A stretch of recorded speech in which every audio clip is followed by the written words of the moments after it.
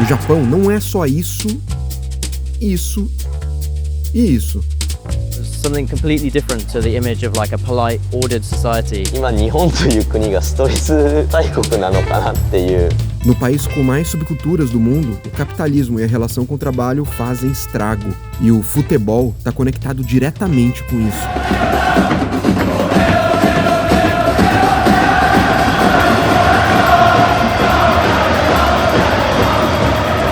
Esse é um documentário que mostra o homem japonês numa cultura muitas vezes machista e com baixa taxa de natalidade, buscando algo a mais do que só o emprego. When the salaryman has no wife, has no family, has no kids, what does he do?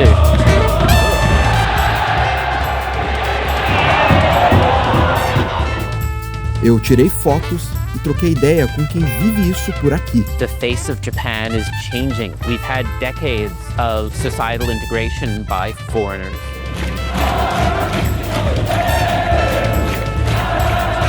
Eu estou em Tóquio para entender como o trabalhador japonês encontrou nas torcidas organizadas e no futebol uma válvula de escape.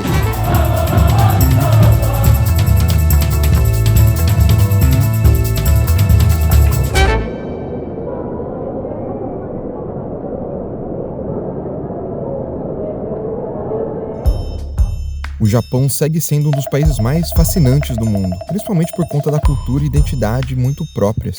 Em outros tempos, era uma potência capitalista de exportação e manufatura. Apesar de ser considerada a quarta maior economia do mundo, vive problemas sociais bem sérios e que ficam cada vez mais difíceis de serem escondidos. Eu visitei algumas cidades, mas eu quis me aprofundar em Tóquio, a capital mundial das subculturas, para sacar melhor a crise social e econômica em que os japoneses estão amarrados.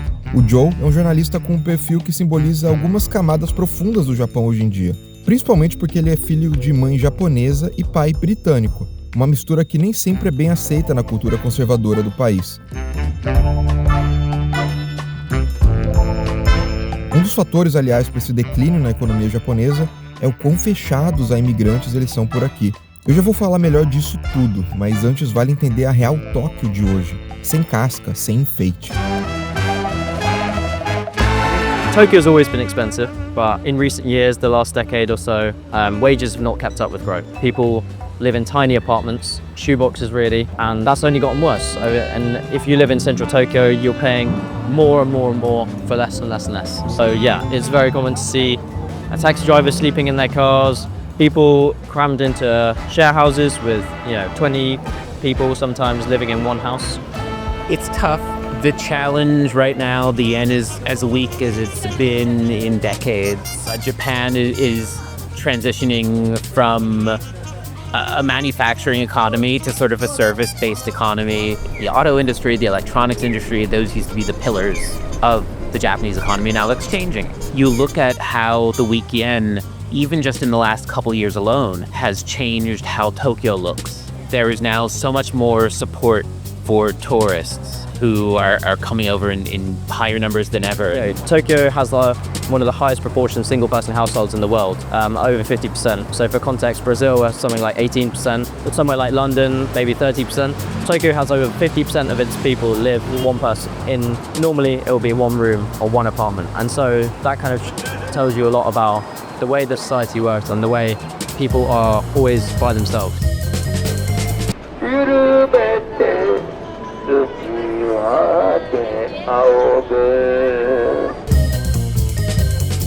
A realidade dura, que tem toda a pinta de capitalismo tardio, é vista facilmente se você dá um rolê por algumas regiões da cidade. Uma das coisas que mais me chamaram a atenção é o caso dos idosos trabalhando em empregos comuns praticamente até o fim da vida deles. Aposentar não vale a pena no Japão, já que as pensões são muito baixas. O que o governo paga é muitas vezes insuficiente para cobrir gastos básicos com saúde, moradia. E aqui a gente está falando do país que mais tem população acima dos 60 anos de idade no mundo. Com essa questão e com a falta de natalidade, também faltam jovens para ocupar alguns tipos de trabalho. O governo japonês então incentiva empresas a recontratarem funcionários que atingiram a idade de aposentadoria compulsória, normalmente entre 60 e 65 anos de idade. É pesado e profundo, e tem explicações e origens para isso.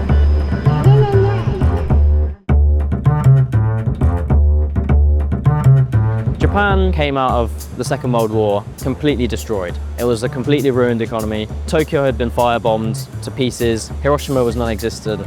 The country was broken. And out of that brokenness came an economic recovery built on salarymen. And these were workers who worked tireless hours. They contributed everything, their whole life, to one corporation. You started your life, you graduated university, and you'd have a lifetime employment at one company. And this was the model that meant Japan became, the biggest economic powerhouse of the late 20th century. At one point in the late 90s, it was said that the land under the Imperial Palace was worth more than the entire state of California. And this was a huge bubble, and it kept growing and growing and growing until it didn't. In the late 90s, just as it was reaching its peak, the bubble burst.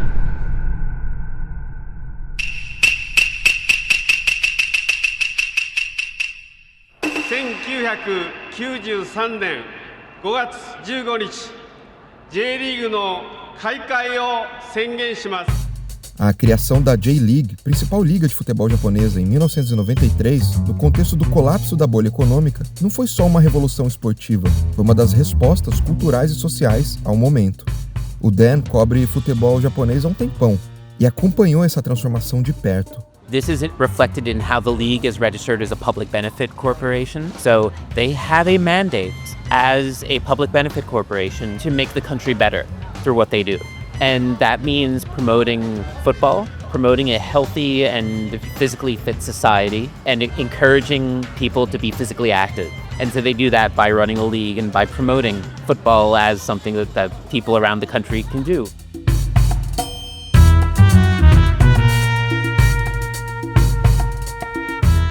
A economia, que havia estagnado, era definida por empresas gigantescas e pelo sistema de emprego vitalício. A antiga liga de futebol, a JSL, era um reflexo direto disso. Os clubes eram equipes de fábrica, os jogadores eram funcionários amadores e a identidade era corporativa, não comunitária. Before the 90s and the J-League was founded, every football team was named after a corporation, and they were owned by that corporation, and the fans were the company employees. So, Mitsubishi, for instance. Yeah, so you had Mitsubishi, who are Urawa Reds. You had Fujitsu Soccer Club, which was Kawasaki Frontale. You had Tokyo Gas FC, which was FC Tokyo.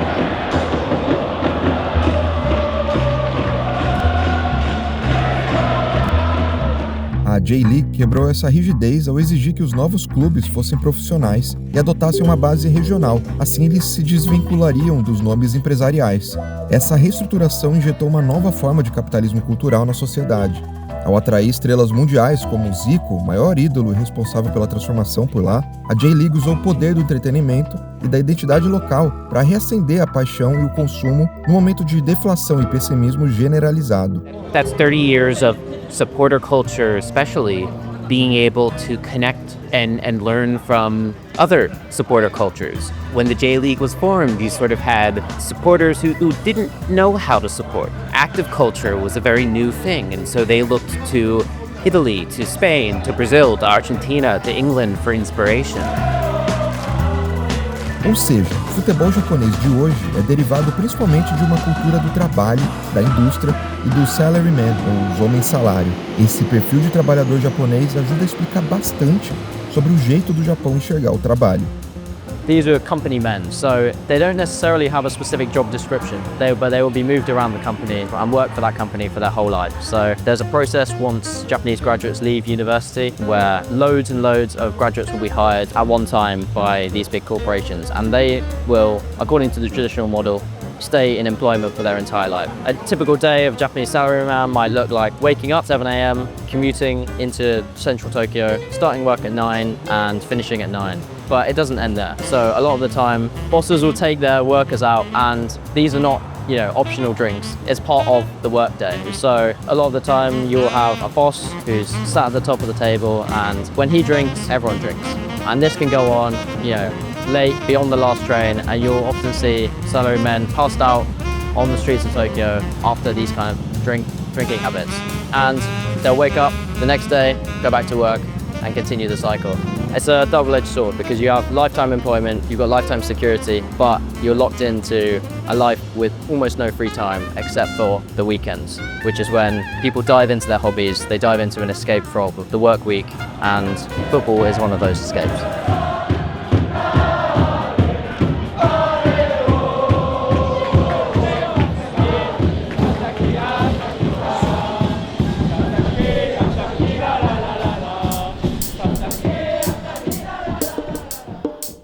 今日本という国がストレス大国なのかなっていう、そのみんな真面目に仕事して、やっぱりその SNS とかの世論のこの空気とかっていうのを気にしながら生きたりとか、人目を気にしながら生きてるというのがやっぱこう日本の今の国としてのちょっとこう風潮ではあって、そこでやっぱりそのスタジアムに行くことによって非日常的なことを味わえる。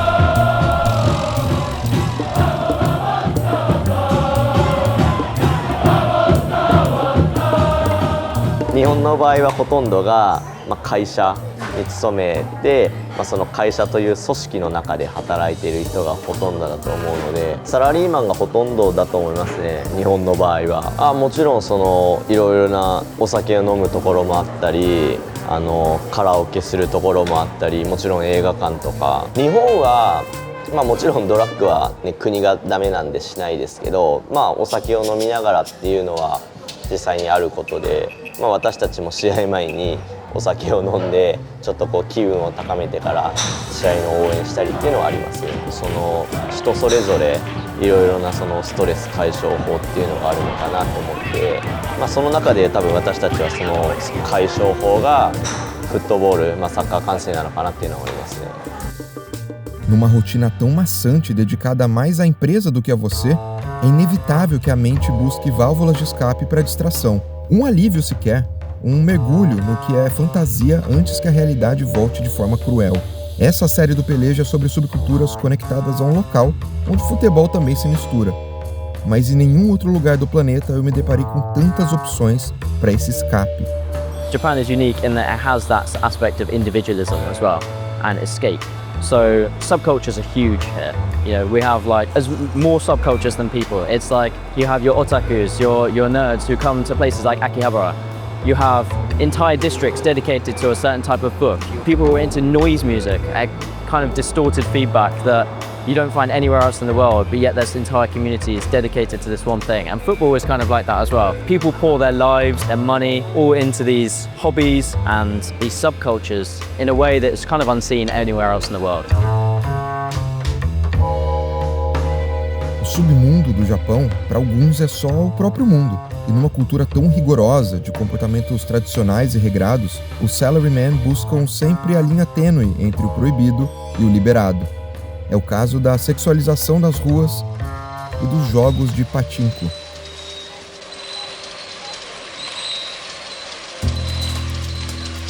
Pachinko is a pinball game with a video slot machine attached. You turn the crank, these little metal balls shoot up into the machine. If it lands in the right thing, it starts the video slot sequence. If you do it enough times, you win more balls. You can trade the balls in for these little medals. It's basically a little piece of gold leaf in plastic, and you are not gambling. It is for amusement. You can, however, take those little medals around the corner, and they will happily buy them from you for real money.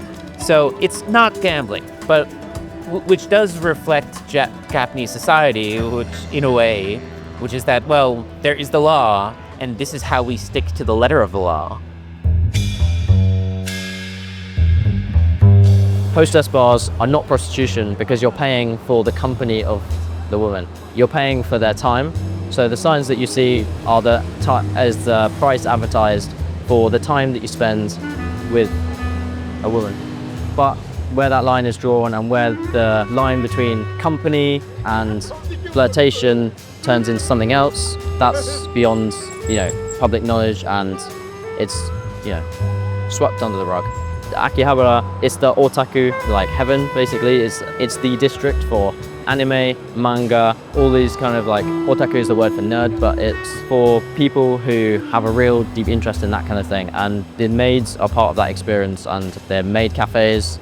Again, ostensibly, the service is providing waitressing and giving, serving cakes, serving coffee, but you never know where the line is written.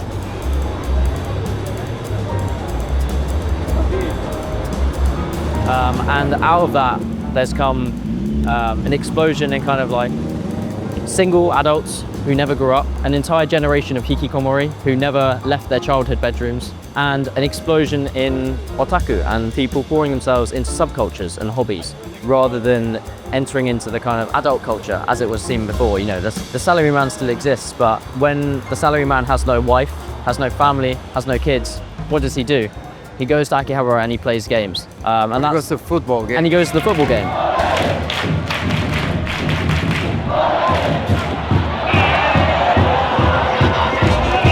それだと、もちろんフロンターレの応援の中でもいろんなものがあるんですけど、実際に2016年かなに、ブラジル人の選手たちが、優勝する時に向けた歌を歌いたいということで、これはサンパウロのチームが多分ブラジルのサンパウロのチームが歌っている歌っていうのを、僕らもバイラで文句ある。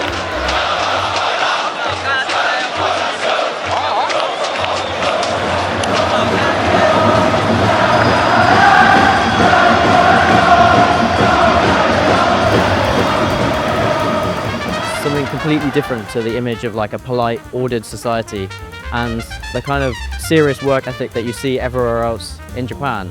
You know, people screaming, shouting, chanting, letting their emotions out in a way that I hadn't seen in the rest of society. Hey, there's very little violence. Like, there's no organized violence. You don't have hooligans picking fights. At worst, they'll yell at each other from across a parking lot.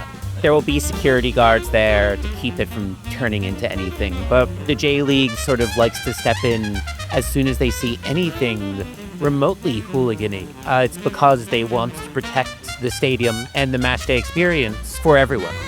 Esse clube com torcida organizada que não costuma entrar em briga e tem inspirações no Grêmio da década de 90 e música do São Paulo cantada nas arquibancadas, é bem diferente desses caras aqui, os ultras do Urawa Reds.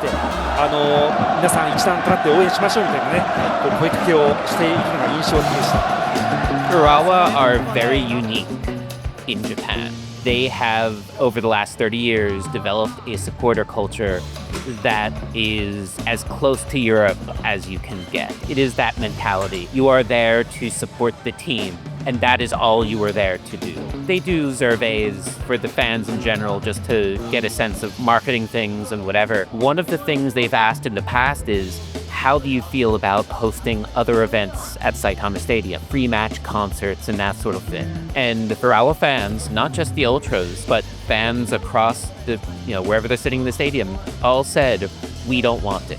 The pitch is only for football. We are there to support the team. We don't want free match events. We don't want fireworks. We don't want concerts. We don't want guests.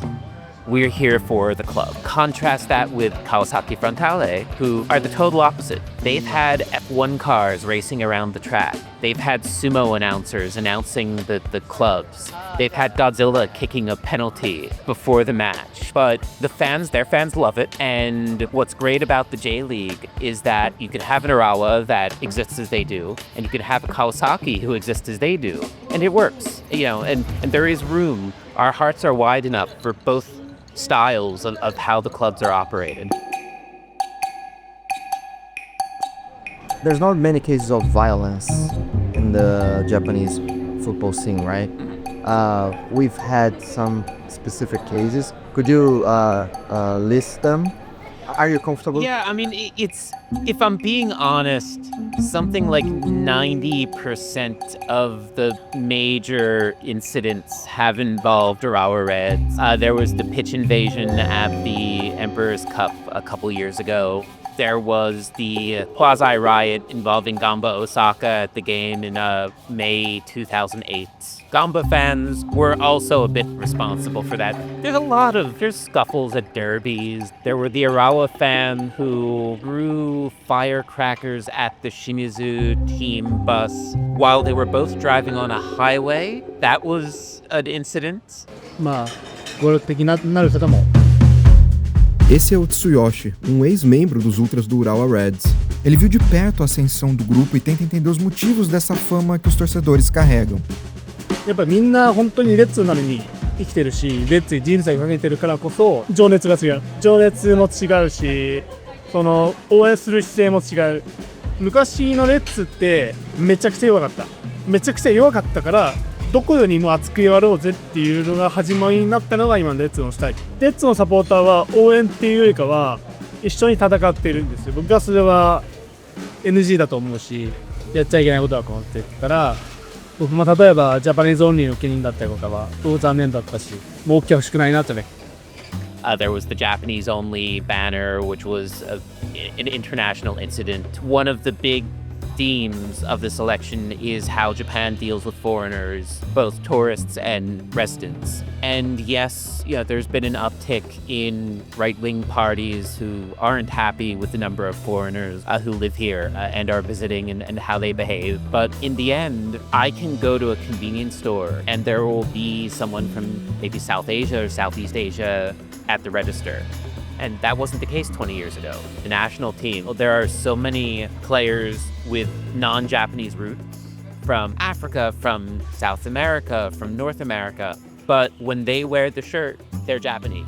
Of course, it depends on the club, but it is difficult to get in. And Urawa Reds famously had a Japanese-only banner at their games. They're not accepting of foreigners. They're not accepting of filming in general. A Chinese tourist came and filmed. It didn't end well for him in the stands. Japan is figuring out what Japan is going to look like in 50 or 100 years. And there isn't really anything they can do to prevent that change from happening. It's just a question of how they adapt. The face of Japan is changing slowly.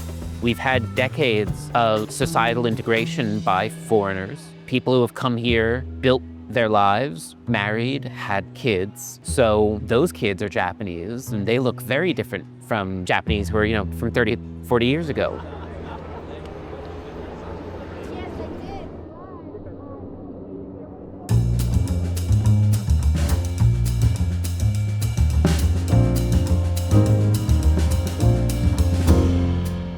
No país onde as transformações sempre chamam a atenção do mundo, o futebol também mudou. As torcidas estrangeiras influenciam as japonesas e isso gera um contraste com a identidade local forte e as tradições nos valores e costumes. Passar esses dias por aqui me fez ver de perto que o Japão tenta se recompreender para a próxima década. E considerando que quase tudo que acontece com o capitalismo por aqui parece depois acontecer com parte do planeta, vale continuar de olho no ainda profundo e complexo Japão.